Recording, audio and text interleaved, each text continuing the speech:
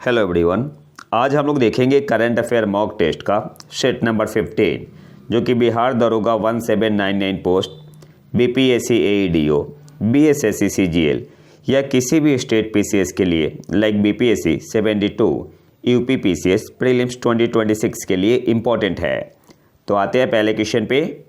और हाँ, चैनल को सब्सक्राइब जरूर कर ले।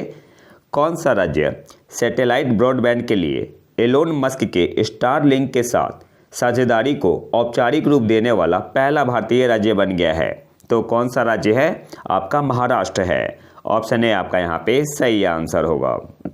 कौन सा राज्य सैटेलाइट ब्रॉडबैंड के लिए एलोन मस्क के स्टारलिंक के साथ साझेदारी को औपचारिक रूप देने वाला पहला भारतीय राज्य बन गया है? तो महाराष्ट्र। ऑप्शन ए आपका यहाँ पे सही आंसर होगा। अगले क्वेश्चन पे आते हैं। अंतर्राष्ट्रीय गरीबी उन्मूलन दिवस हर वर्ष किस दिन मनाया जाता है? तो 17 अक्टूबर को मनाते हैं। कौन से ऑप्शन में है? ऑप्शन सी आपका यहाँ पे सही आंसर होगा।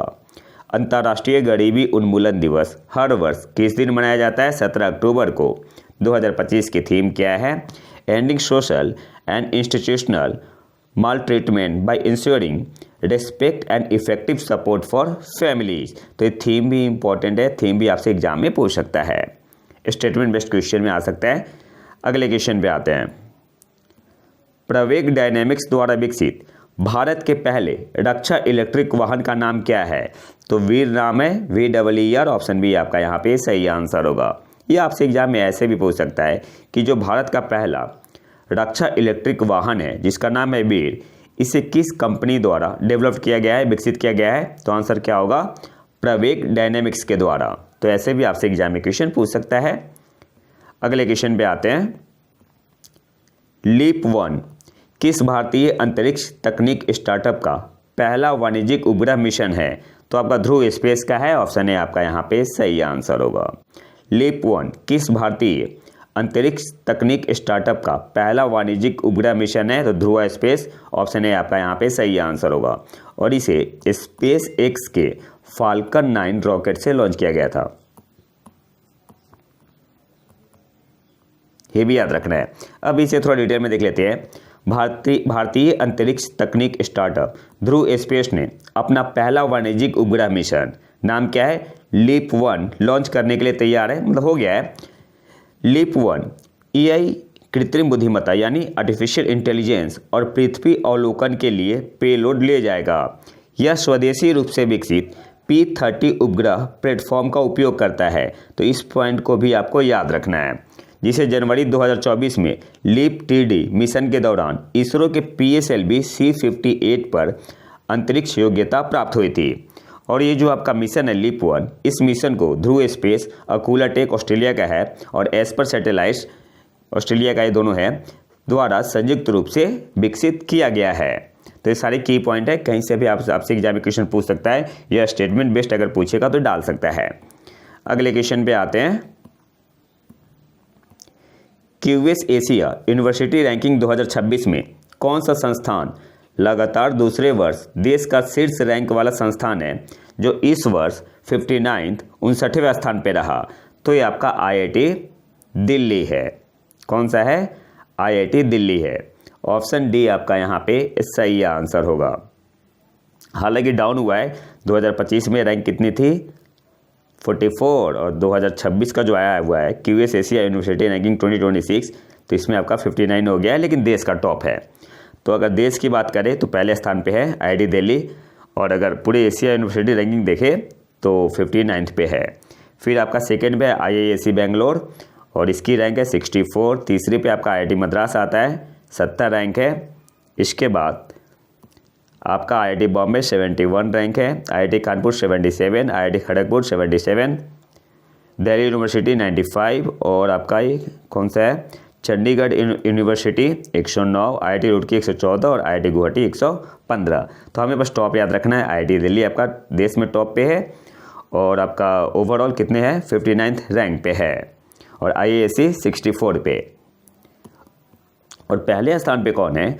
तो पहले स्थान पे आपका है जो रैंकिंग आई हुई है, द यूनिवर्सिटी ऑफ हांगकांग पहले स्थान पे है, पीकिंग यूनिवर्सिटी आपका दूसरे स्थान पे है, तीसरे पे कौन कौन सा है, तो NUS national university of Singapore और नानयांग टेक्नोलॉजिकल यूनिवर्सिटी। तो बस ये टॉप 3 याद रख लो, बाकी कोई मतलब है नहीं।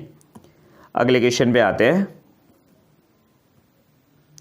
17वीं भारत इजराइल संयुक्त कार्य समूह की बैठक किस शहर में आयोजित की गई, तो तेल अवीव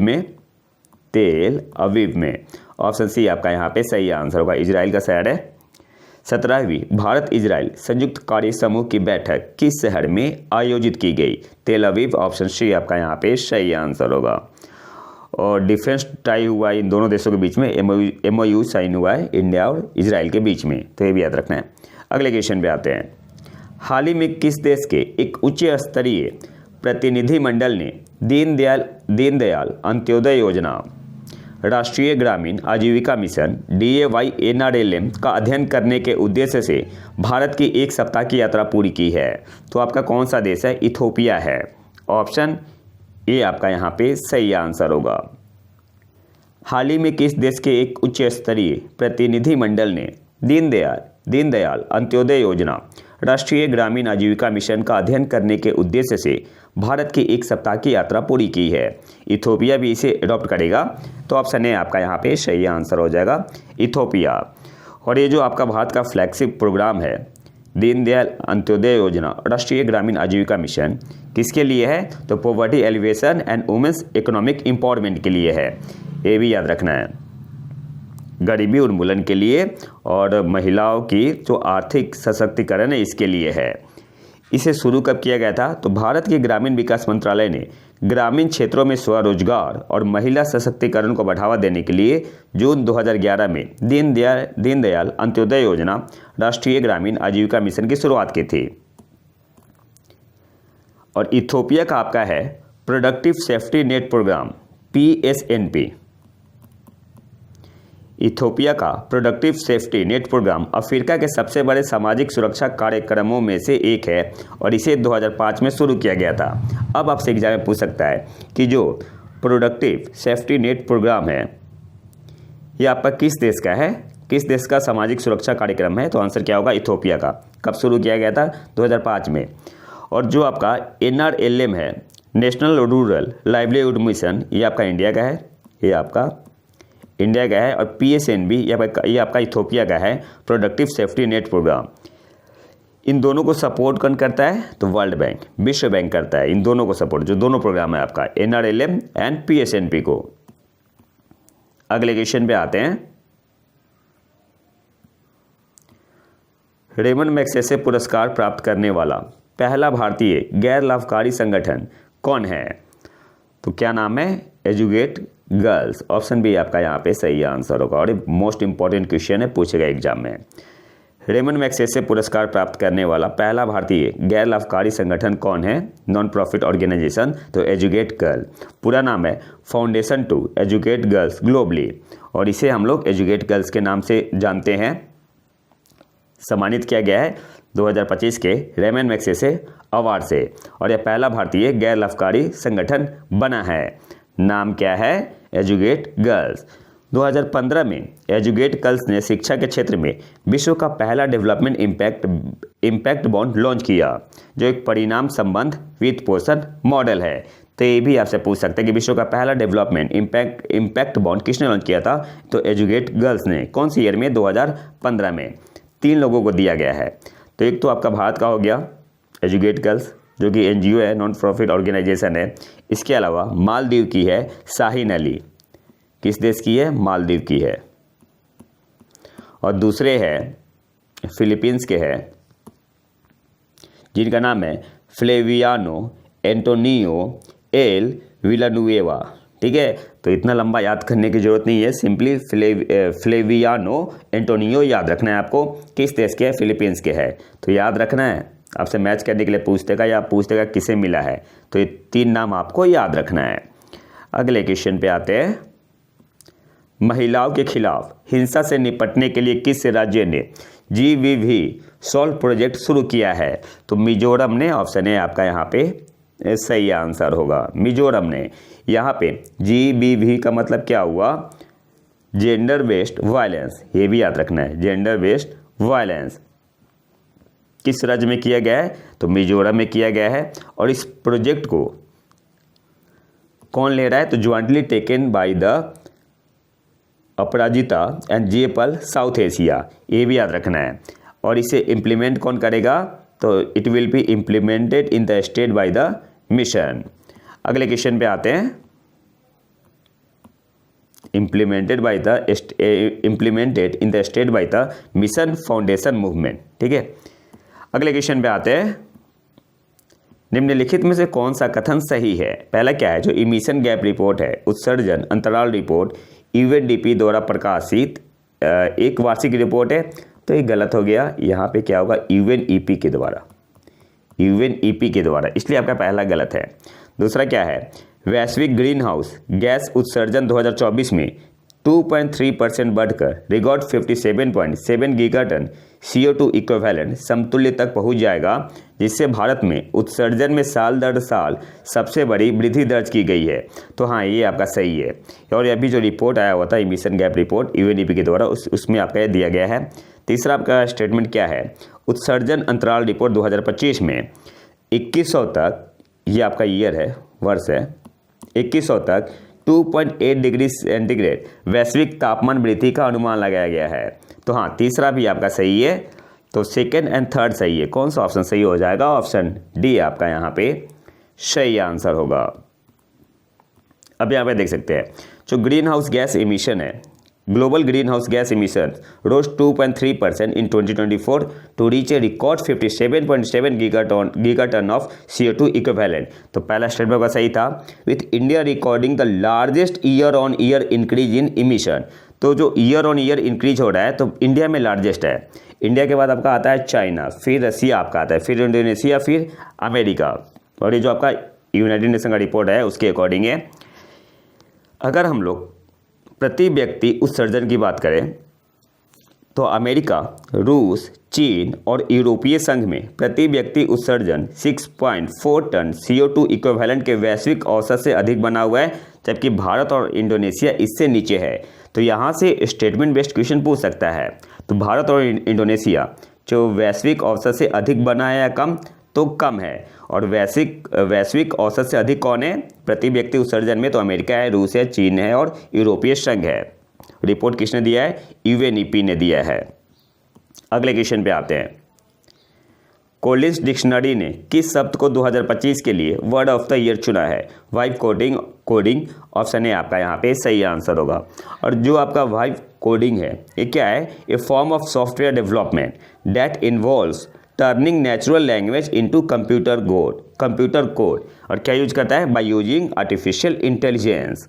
और इसे कोलिन डिक्शनरी के द्वारा word of the year for 2025 घोषित किया गया है। ओवरऑल जो आपका ये टर्म है, ये डिस्क्राइब करता है ह्यूमन रिलेशनशिप किसके साथ? With technology feature prominently on this years list.